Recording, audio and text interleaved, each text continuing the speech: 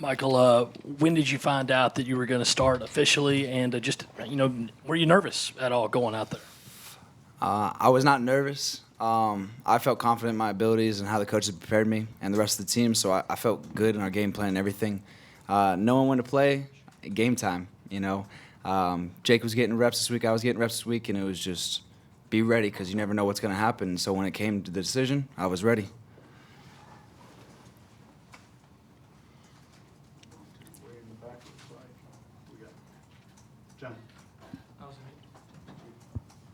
Mike, when you found out you were starting, when Jake found out you were starting, what kind of message did he have for you, and what kind of conversations did you guys have on the sideline as the game progressed?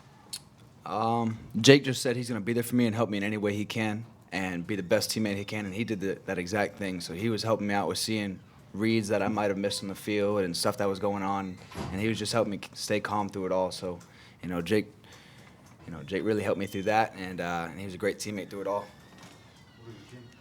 Hey, for both of you guys, what did you guys do during the break, and specifically, what did you eat, if anything?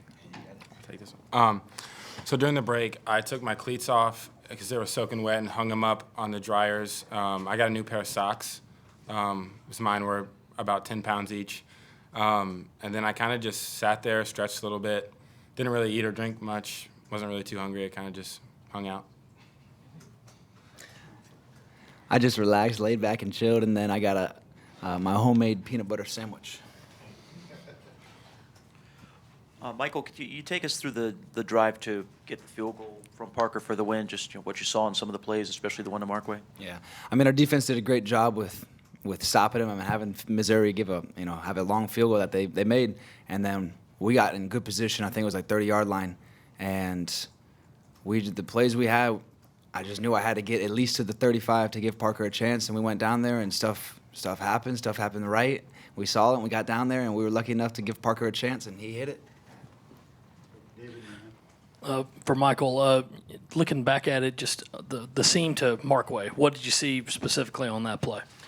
I saw they were in a 42 front with both Mike and Will up, and they only had two guys over to the right, and we were in empty, and no one carried him vertical. When I snapped it, both guys went to the left, and I was like, hold on a second, and then I just threw it because no one went with him. And Parker, you were in this situation last year against Louisiana Tech, obviously, a year later, but just how good do you feel right now? And, since you've been through the game winner thing before, how will you approach that this week? It feels good to be in that situation before against Tech last year. Definitely kind of helped me through that and just kind of realize that every kick's the same, and it could be for the win or it could be in a blowout. I mean, no matter how far it is, every kick's the same, so just got to keep it consistent with that.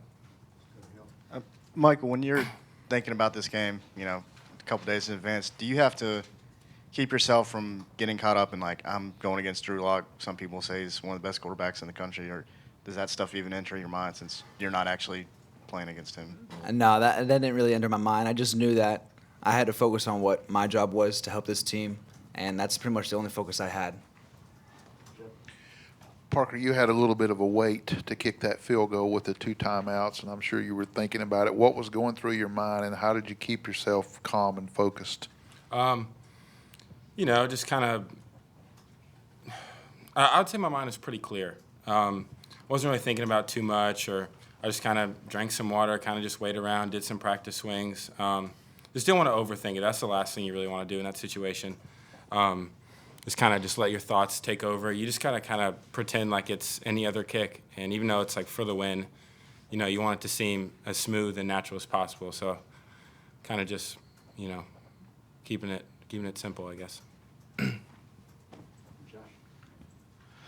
Michael, was there any moment, whether it be the torrential rain or the final drive, where you felt like, I don't know if I'm quite ready for this, or did it all feel like you were prepared through all kind of the craziness? I felt like I was really prepared. The coaches have prepared me a lot. The teammates helped me get through a lot, and Muschamp and Coach Marcus Lattimore, they bring in a lot of guest speakers, and they have a lot of quotes that I take personally because it really helps me. And Dr. Elko always talks about see a little, see a lot, see nothing.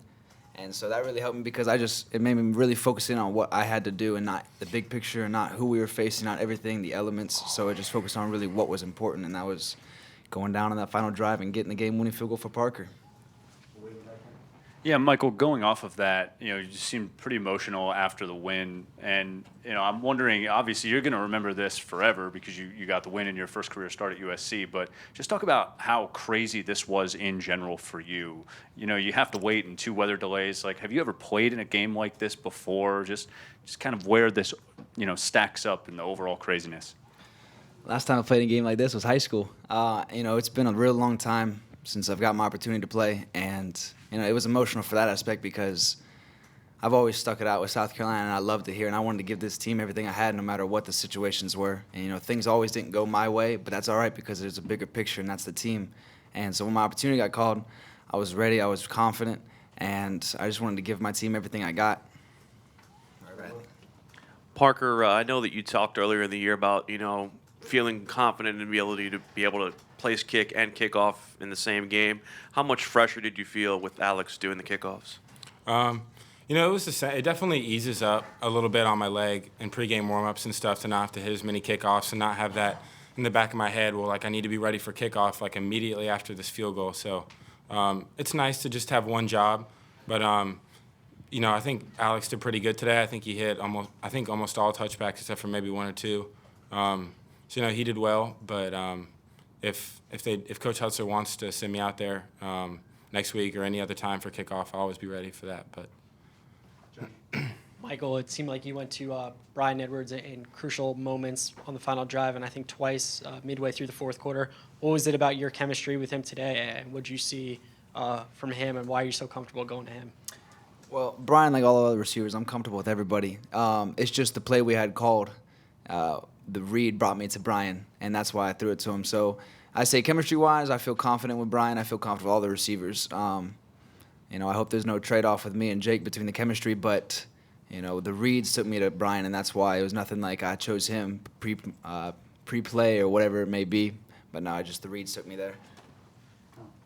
Mike, you mentioned having to kind of wait your turn a little bit. Just how hard was that over the course of your career to come in here and be the backup for so many years and have to wait until you finally get your name called?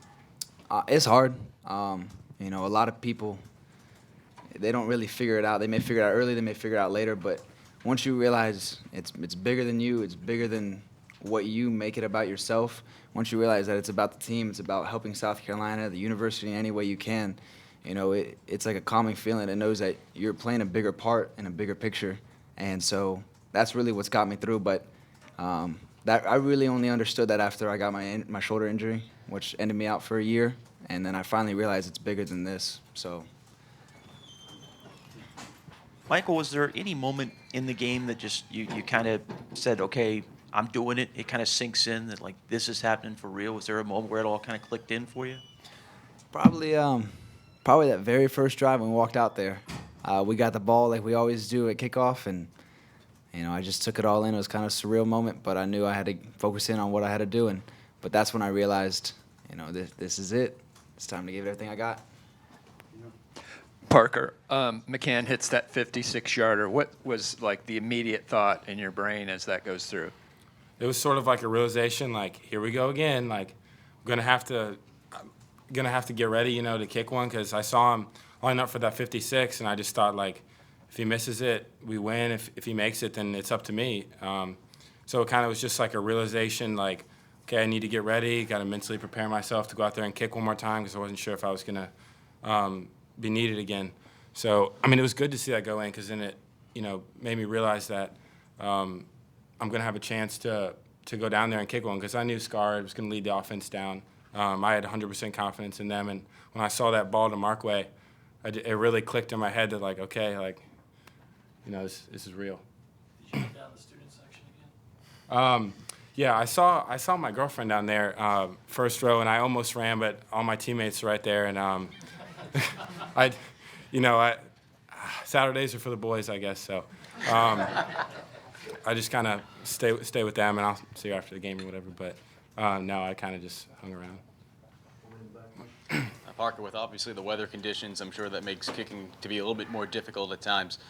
When you get iced, what's going through your mind? I mean, does it change at all, knowing the situation with with what's going on with the weather?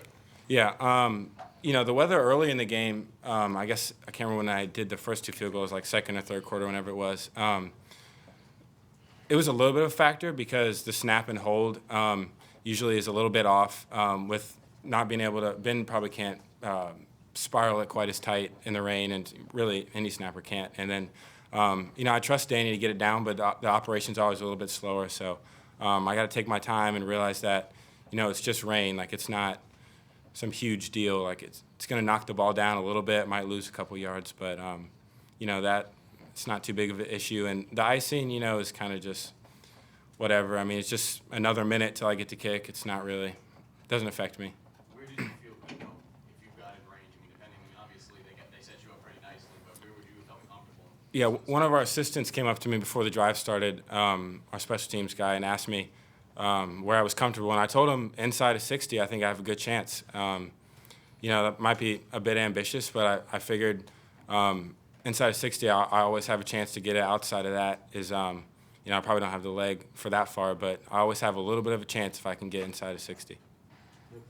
And kind of along what he was saying there on the final drive, when the ball was on the 30, were you feeling pretty confident? And then how did you feel when Michael hit the 12-yard pass after that to make it a little bit shorter? Good. I had my fair share of 47, 48-yard field goals last year, so I thought back to some of those, and I have experience kicking from further. I've had to do it in games plenty of times, so I was kind of mentally preparing myself, visualizing myself out there kicking from that distance, and then I saw the pass. I don't know who caught it, Brian, or I don't remember who, but I saw that and realized I'm going to have a pretty good shot at this one, and Michael, have you checked your phone yet, and what did it look like? It's pretty hectic. And you said a homemade peanut butter sandwich. Is there something special about your peanut butter sandwiches? You have to bring them from home? Is this a thing No, of I yours? just use a 14 whole grain wheat bread with strawberry jelly and Schmucker's all natural peanut butter.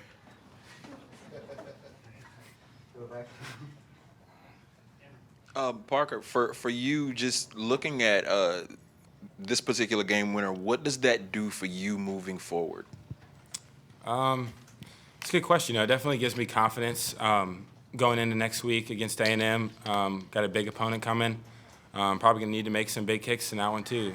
Should be a good game, but it gives me confidence going to the week. I had a good week of practice. Was hitting the ball well, so it's definitely a confidence booster for sure.